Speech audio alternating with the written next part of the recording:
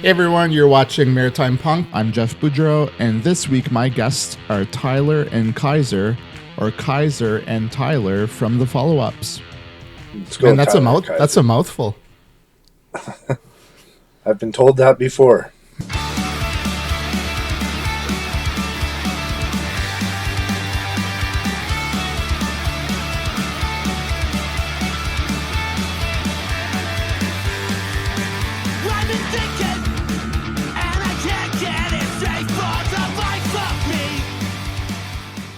Tell me a bit about some of your earlier influences in music, maybe even before the band, just kind of what drew you into music as a kid and some stuff you were listening to. I was a bit of a metal and hard rock kid when I was younger. I was real into Guns N' Roses and Metallica and a lot of the 80s LA glam rock kind of stuff.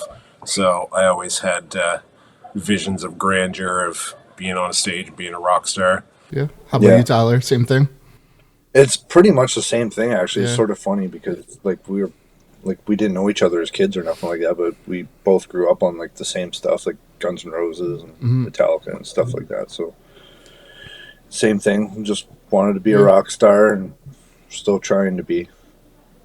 I think there's always been that kind of close marriage between metal and punk, because even for myself, that's how I learned guitar, was learning how to play Metallica. Let's be honest, if I stuck with just learning Ramones and Sex Pistols, I probably would have limited myself in technique and stuff like that. So it's kind of interesting to see how many people were influenced by metal and then it kind of just bled into the punk genre. Was there a bit of overlap maybe in some of the stuff you were listening to that sort of fit in both genres, like Motorhead, things like that?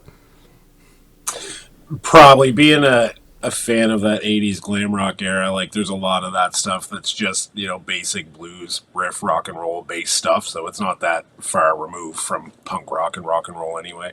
I always kind of found it funny finding out later on in life that Duff McKagan, prior to Guns N' Roses, had done a whole lot of punk rock stuff and been a pretty notable guy prior to that. And that was the guy that I really imprinted on as a young kid. Like I wanted to be Duff on stage and played bass most of my younger life and that. So can't wait your whole life for someone to tell you you're not alone. No, don't waste your whole life for someone to tell you you're not alone. There was a time when the scene was decent here in Atlantic Canada. Do you remember? I remember seeing Propaganda, Lagwagon, Protest the Hero. There was bands all the time, and now it's just like, what's going on? Yeah, there was a great music scene in Atlantic Canada. Very luckily, honestly, coming up at that time when there were really good shows and really cool bands around. I caught the Queers with the High Fives at the Riverview Lions Center, like back in high school. Like there were definitely some good shows that came around. Mm-hmm. What are some of your favorite covers to play live? We don't really do any covers. We probably our most staple cover is we do a Riverdale's cover, a Teenage Strangler, but we don't really play it a ton anymore. And we did a Corey Hart song on an EP that we did, but we've actually never even played the song together live. We each just learned the parts and recorded it. We've talked a few times about jamming it out and putting it in the set, but we don't do things. We just talk about them. Yeah. Love it. So I guess you guys are back in the studio getting something ready for the fall, is it? Can you tell me about this project that's in the works? Well, we've had the record recorded. Like we've finished it over the summer. So we're just sort of waiting on the label to put it out. It's been in the works for, 2 or 3 years? Yeah, we wrote it 3 years ago before the world burned down. Okay, it's a byproduct of the COVID lockdown. Well, it was a pre-COVID because, we were ready to go into the studio before COVID even happened for this record. Yeah, just gearing up to start the recording process, and then they lit the fuse and burned the world down. So this record is now an albatross and a pain in the goddamn ass, and we just want it out and over with. Yeah. Yeah. Well, I mean, there must be some excitement just having something sitting on the shelf so long to finally be able to put it out there. I think it will be exciting once we get it out. Like right now, it's just been a headache. Like even now, we're just waiting on the label, and it's like wait all the time with this thing. And once it gets out, I think it'll be a bit more exciting. But right now, it's like Yeah. Tell us about this album. How is there maybe a different directions, either a different direction, either lyrically or musically you took? Or little from all columns. When I write, I don't try to constrict myself too much. I just kind of let songs go where they want to go. So there's definitely some stuff that harkens back to the last record. Two things I'd say are different with this one. There's a lot more dumb songs that are just nonsensical foolishness. But there's also, I think, there's a couple of songs that kind of stand out as, we're writing a little bit better together as a band. So is that your jam room behind you? Yeah, it is actually. Yeah. Myself, but him as well, are like fairly big horror movie fans, and so it's good inspiration. There was a cool Halloween clock in here, and I fucking smashed it. Like one of the first nights I was ever here, we did. Yeah. You smashed it Michael Myers style. Yeah, he did.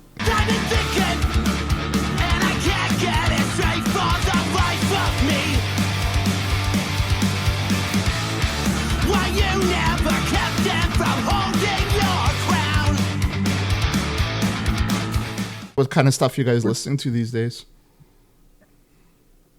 Myself, podcasts. I'm in a slump where like music's driving me crazy a bit, so I go through that. I'll go through listen to music all the time, and then I'll switch and start listening to podcasts all the time, and go back and forth.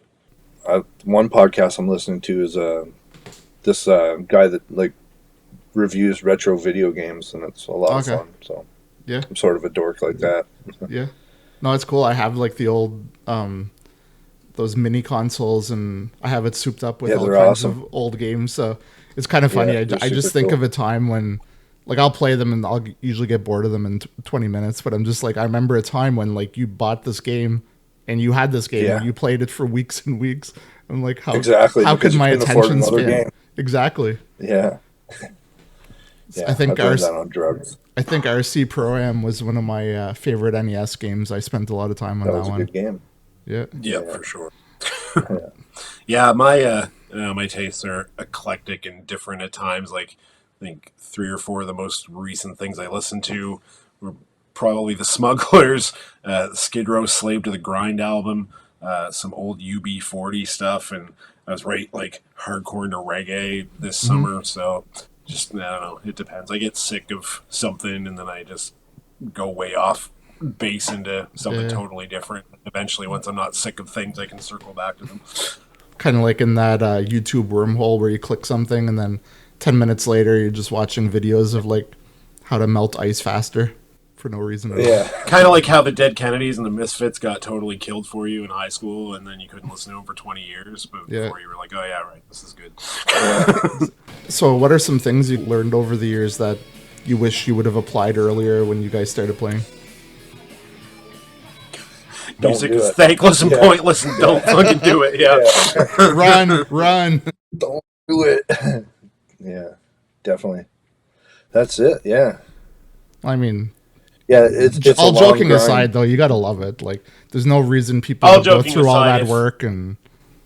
Yeah, if I was younger, my big thing with it was, I had an older dad, and I was really had a lot of responsibility driven into me when I was young. So, I never really gave it my all in terms of playing music and just, abandoning everything else and mono focusing on it. I focused more on school and career and, so there's always that little bit of wonder, what if I had have given it full tilt?